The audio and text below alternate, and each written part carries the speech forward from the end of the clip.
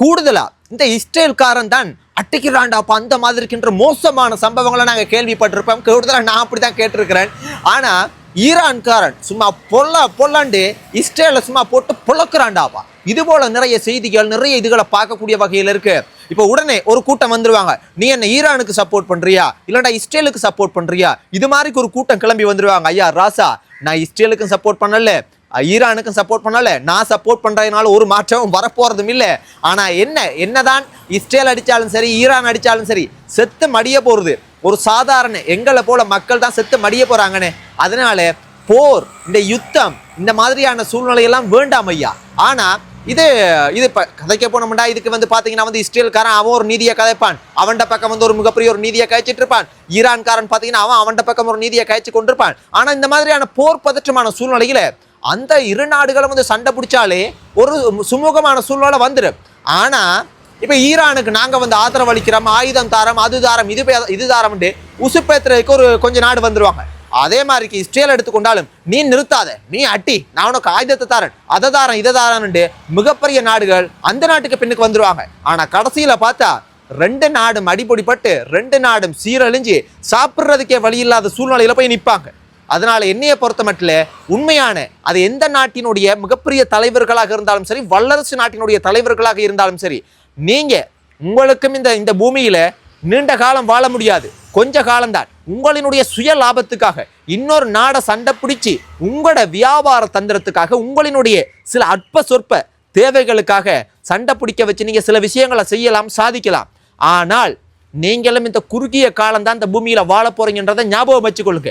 உண்மையான மனிதன் இந்த மண்ணையும் இந்த மக்களையும் இந்த உலகத்தையும் நேசிக்கக்கூடிய உண்மையான தலைவர்களாக இருந்தால் யுத்தம் நடக்காம அமைதியான பேச்சுவார்த்தை, மனிதனுக்கு என்னப்பா சிந்திக்கக்கூடிய அறிவு இருக்கனே. இந்த பாருங்க, இந்த ஆடு மாடு இந்த மிருகங்கள் எல்லாம் எங்களை போல சிந்திக்கிற அறிவு இல்லை. ஆனா எவ்வளவு ஒற்றுமையாகவும் எவ்வளவு அமைதியாகவும் சந்தோஷமாகவும் மகிழ்ச்சியாகவும் எவ்வளவு வாழுது. ஆனா அந்த மனிதன் தான் அடிபொடிப்பட்டு செத்து சீரழிஞ்சி அவன் அடிபொடிப்படுறதை மட்டும் இல்லாம அவனை சார்ந்து இருக்கிற எல்லா மக்களும் சீரழிஞ்சு போற ஒரு சூழ்நிலையை உருவாக்குறானே. அதுக்காக நான் ஈரான் இந்த யுத்தம் இந்த தாக்குதல் நடத்துறதுக்கு நான் சரி பிழை என்று சொல்ல வரையில, இஸ்ரேல் மறுபடியும் எதிர்த்தாக்குதல் நடத்துறதுக்கு அதுவும் சரி பிழை என்று சொல்ல வரல. இது எல்லாமே இந்த யுத்தம் நிம்மதி மகிழ்ச்சி இதெல்லாம் இந்த மாதிரியான சூழ்நிலையை இல்லாம ஆக்கிடும். துன்பமும் கஷ்டமும் பட்டினியும் ஒரு மோசமான யோசிச்சு பாருங்க. சில நேரத்துக்கு இந்த மாதிரியான யுத்தங்கள் மூன்றாம் உலக போரையே கொண்டு வரலாம். இந்த மூன்றாம் உலக போரெல்லாம் வந்தா யோசிச்சு பாருங்க, மனிதன் கற்களை வச்சுதான் சண்டையிடணும் இனிமே அப்படின்ற மாதிரியான சூழ்நிலை அந்த மாதிரியான சிச்சுவேஷன் கூட ஏற்படும். யாரோ ஒரு விஞ்ஞானி கதைச்சேர சொல்லியிருக்கேன்ற கூட ஏதோ ஒரு விஷயத்துல எல்லாம் நான் பார்த்துருக்கிறேன். அதனால இப்ப நான் சொல்ல வர்ற முக்கியமான விஷயம் என்னன்னா, இதை கடந்து இப்ப இலங்கை நாட்டு மக்கள் சொந்தங்கள் இஸ்ரேல்ல இருப்பீங்க. சில நேரத்துக்கு இந்த மாதிரியான சூழ்நிலையில இலங்கை நாட்டினுடைய தூதரகம் இஸ்ரேல்ல இருக்கு. தூதரகம் என்ன சொல்லியிருக்காங்கடா, ஒரு போர் பதற்ற சூழ்நிலை இருக்கிற காரணத்தினால நீங்க குடிக்கிறதுக்கு தண்ணி, அதே போல சாப்பிட்றதுக்கான சாப்பாடு இதெல்லாம் அதிகமாக வச்சுக்கொள்ளுங்க. இந்த வெளியில் அதிகமாக நடமாடுறது, எந்த ஒரு இல்லாட்டி விமானம் மூலம் பயணம் செய்யறது இதெல்லாம் கொஞ்சம் தற்காலிகமா நிறுத்தி வச்சுக்கொள்ளுங்க. ஏனெண்டா ஒரு மோசமான சூழ்நிலை ஏற்படலாம், போர் பதற்றம் இருக்குது, கவனமாக இருங்க. இதை கடந்து நீங்க ஏதாவது ஒரு உயிராபத்து, உங்களுக்கு ஏதோ ஒரு அவசரம், சாப்பிட்றதுக்கும் கூட இல்லாம ஏதோ ஒரு இடத்துல சிக்கிட்டீங்க, ஒரு மோசமான சூழ்நிலையில நீங்க இருக்கிறீங்கடா, ஒன்றும் யோசிக்க வேணாம். இஸ்ரேல் நாட்டில் இலங்கை நாட்டினுடைய தூதரகம் இருக்கு. நீங்க வாட்ஸ்அப் மூலம் நான் இதுல உங்களுக்கு காண்பிக்கிற இந்த தொடர்பு இலக்கத்துக்கெல்லாம் நீங்க தொடர்பு கொள்ளலாம். ஒரு உண்மையாக ஒரு மோசமான சூழ்நிலையில அவசரமாக இருந்தால் மட்டும் தொடர்பு கொள்ளுங்க. சும்மா பொய்க்கு சும்மா இதெல்லாம் ஒர்க் பண்ணுதான்ற செக் பண்றதுக்கெல்லாம் தயவு செய்து தொடர்பு கொள்ள வேணாம்னு இறுக்கமாக சொல்லி இருக்கிறாங்க. ஆனால் எல்லாமே உங்களுக்கு இந்த விபரத்தை இதில் நான் உங்களுக்கு தாரேன். ஆனா பிரச்சனை என்னடா, இந்த போர் பதற்றம் ஒரு சுமூகமான சூழ்நிலைக்கு வரணும் ஐயா. இதுக்கு பின்னுக்கு ஈரானுக்கு ஆயுதத்தை தாரன் அதை தாரன் நீ அடிராண்டு உசுப்பேத்தாம சில நாடுகள், அதே மாதிரி இஸ்ரேலுக்கு பின்னுக்கு நான் அமெரிக்கா இதை செய்தா அதை செய்தாண்டு உசுப்பேத்தி விடாம நீங்கள் யாருமே அமைதியாக அந்த நாடை அமைதிப்படுத்துங்க. இதுதான் இந்த நாட்டுக்கு தேவை, இந்த உலகத்துக்கு தேவையான உண்மையான அமைதி சந்தோஷமா இருக்கிறதுக்கு தேவையான விஷயம்.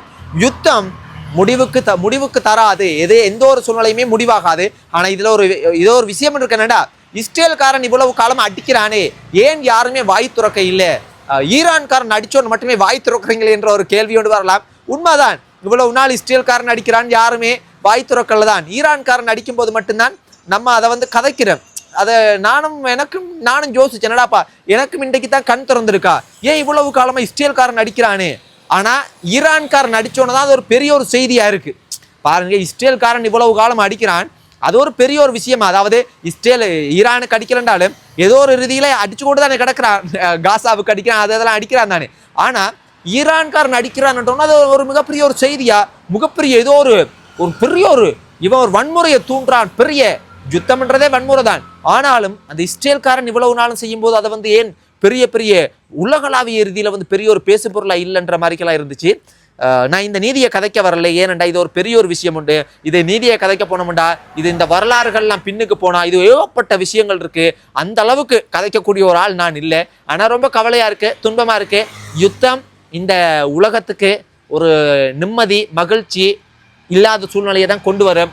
துன்பத்தையும் பட்டினியையும் பசியையும் ஒரு மோசமான சூழ்நிலையை தான் கொண்டு வரும். அதனால கடவுளிடம் மட்டும்தான் நம்ம கேட்க முடியும். இந்த யுத்தம் இல்லாத ஒரு உலகத்தை கடவுளே தாரும், இதை மட்டும்தான் கேட்க முடியும். நன்றி சொந்தங்களே, நீங்க என்ன நினைக்கிறீங்க இந்த சூழ்நிலையை பத்தி?